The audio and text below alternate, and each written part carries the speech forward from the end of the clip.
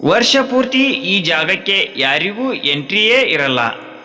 ವರ್ಷದಲ್ಲಿ ಕೇವಲ 27 ದಿನಗಳು ಮಾತ್ರ ಓಪನ್ ಇರೋ ಈ ನಿಗೂಢ ಶಿವನ ಸನ್ನಿಧಿಗೆ ಈಗ ಭಕ್ತರ ದಂಡೇ ಹರಿದು ಬರ್ತಿದೆ. ಹೌದು ಗೆಳೆಯರೇ, ಇದು ಕೇರಳದ ಪ್ರಸಿದ್ಧ ಕೊಟ್ಟಿಯೂರು ಶಿವಕ್ಷೇತ್ರ.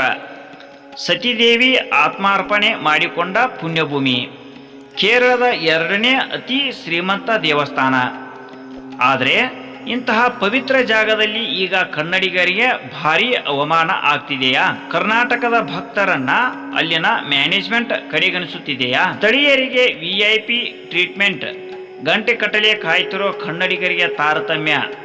ಅಷ್ಟಕ್ಕೂ ಕೊಟ್ಟಿಯೂರಿನಲ್ಲಿ ಆಗ್ತಿರೋದೇನು? ಕನ್ನಡಿಗರು ಯಾಕೆ ಆಕ್ರೋಶ ಹೊರಹಾಕ್ತಿದ್ದಾರೆ? ಕಂಪ್ಲೀಟ್ ಡೀಟೇಲ್ಸ್ ಈ ವಿಡಿಯೋದಲ್ಲಿದೆ. ಮಿಸ್ ಮಾಡದೆ ಕೊನೆಯವರೆಗೂ ನೋಡಿ ಗೆಳೆಯರೆ. ಎಲ್ಲರಿಗೂ ನನ್ನ ಚಾನಲ್ಗೆ ಸ್ವಾಗತ.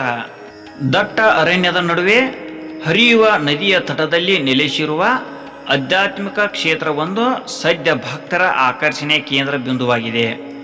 ವರ್ಷ ಪೂರ್ತಿ ಭೇಟಿ ನೀಡಲು ಸಾಧ್ಯವಿಲ್ಲದ, ವರ್ಷದಲ್ಲಿ ಕೇವಲ 27 ದಿನಗಳ ಕಾಲ ಮಾತ್ರ ಭಕ್ತರ ದರ್ಶನಕ್ಕೆ ಮುಕ್ತವಾಗಿರುವ ಈ ಪವಿತ್ರ ಸ್ಥಳವೇ ಕೇರಳದ ಪ್ರಸಿದ್ಧ ಕೊಟ್ಟಿಯೂರು ಶಿವಕ್ಷೇತ್ರ. ಸದ್ಯ ವೈಶಾಖ ಮಾಸದ ಪೂಜಾ ಕೈಂಕರ್ಯಗಳು ನಡೆಯುತ್ತಿರುವುದರಿಂದ ಇಲ್ಲಿಗೆ ಭಕ್ತರ ದಂಡೇ ಹರಿದು ಬರುತ್ತಿದೆ. ಆದರೆ ಇದೇ ಸಂದರ್ಭದಲ್ಲಿ ದರ್ಶನ ವ್ಯವಸ್ಥೆಯಲ್ಲಿ ಕರ್ನಾಟಕದ ಭಕ್ತರನ್ನು ಕಡೆಗಣಿಸಲಾಗುತ್ತಿದೆ ಎಂಬ ಗಂಭೀರ ಆರೋಪವೂ ಕೇಳಿಬರುತ್ತಿದೆ. ಕೊಟ್ಟಿಯೂರು ಕ್ಷೇತ್ರದ ವಿಶೇಷತೆ ಏನು ಗೊತ್ತಾ? ಕೊಟ್ಟಿಯೂರು ಕ್ಷೇತ್ರವು ಇಕ್ಕರೆ ಮತ್ತು ಅಕ್ಕರೆ ಎಂಬ 2 ಭಾಗಗಳನ್ನು ಹೊಂದಿದೆ. ಇಕ್ಕರೆ ಕೊಟ್ಟಿಯೂರು ಸಾಮಾನ್ಯ ದಿನಗಳಲ್ಲಿ ತೆರೆದಿರುತ್ತದೆ.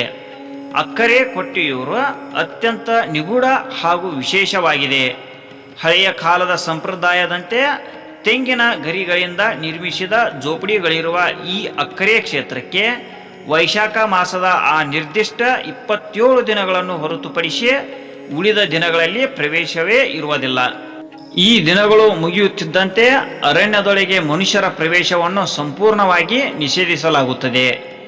ಪುರಾಣಗಳ ಪ್ರಕಾರ ಸತೀದೇವಿ ಅಗ್ನಿಕುಂಡಕ್ಕೆ ಹಾರಿ ದೇಹ ತ್ಯಾಗ ಮಾಡಿದ ಪವಿತ್ರ ಸ್ಥಳವಿದು ಎನ್ನಲಾಗಿದ್ದು, ಸತೀದೇವಿ ಕುಳಿತಿದ್ದ ಪೀಠದಂತಹ ಕುರುಹು ಇಂದಿಗೂ ಇಲ್ಲಿದೆ. ಇಲ್ಲಿನ ನದಿಯಲ್ಲಿ ಸಿಗುವ ವಿಶಿಷ್ಟ ಕಲ್ಲುಗಳನ್ನು ಉಜ್ಜಿದರೆ ಶ್ರೀಗಂಧದ ಪರಿಮಳ ಬರುವುದು ಕೌತುಕವಾಗಿಯೇ ಉಳಿದಿದೆ. ಭಕ್ತರು ಈ ಕಲ್ಲುಗಳನ್ನೇ ದೇವತಾ ರೂಪದಲ್ಲಿ ಪೂಜಿಸುತ್ತಾರೆ. ಅಪಾರ ಚಿನ್ನ ಮತ್ತು ಬೆಲೆ ಬಾಳುವ ಕಲ್ಲುಗಳ ಸಂಗ್ರಹ ಹೊಂದಿರುವ ಈ ಕ್ಷೇತ್ರವು ಕೇರಳದ 2ನೇ ಅತಿ ಶ್ರೀಮಂತ ದೇಗುಲ ಎಂಬ ಖ್ಯಾತಿ ಪಡೆದಿದೆ. ಇಲ್ಲಿ ನಡೆಯುವ ಆನೆ ಮೇಲಿನ ಮೆರವಣಿಗೆಯಂತೂ ಭಕ್ತರನ್ನು ಮಂತ್ರ ಮುಗ್ಧರನ್ನಾಗಿಸುತ್ತದೆ. ಕರ್ನಾಟಕ ಭಕ್ತರಿಗೆ ಅವಮಾನ. ಹೌದು ಗೆಳೆಯರೇ, ಪ್ರಕೃತಿಯ ಮಡಿಲಲ್ಲಿರುವ ಈ ದೈವಿಕ ತಾಣಕ್ಕೆ ದೂರದ ಊರುಗಳಿಂದ ಬರುವ ಕರ್ನಾಟಕದ ಭಕ್ತರು ಈಗ ಅಲ್ಲಿನ ಆಡಳಿತ ಮಂಡಳಿಯ ವಿರುದ್ಧ ಅಸಮಾಧಾನ ವ್ಯಕ್ತಪಡಿಸುತ್ತಿದ್ದಾರೆ.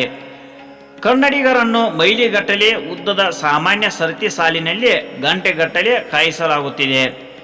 ಆದರೆ ಸ್ಥಳೀಯ ಕೇರಳದ ಭಕ್ತರಿಗೆ VIP ಅಥವಾ ವಿಶೇಷ ಆದ್ಯತೆಯ ಮೇರೆಗೆ ಪ್ರವೇಶ ನೀಡಲಾಗುತ್ತಿದೆ ಎಂದು ಪ್ರವಾಸಿಗರು ದೂರಿದ್ದಾರೆ.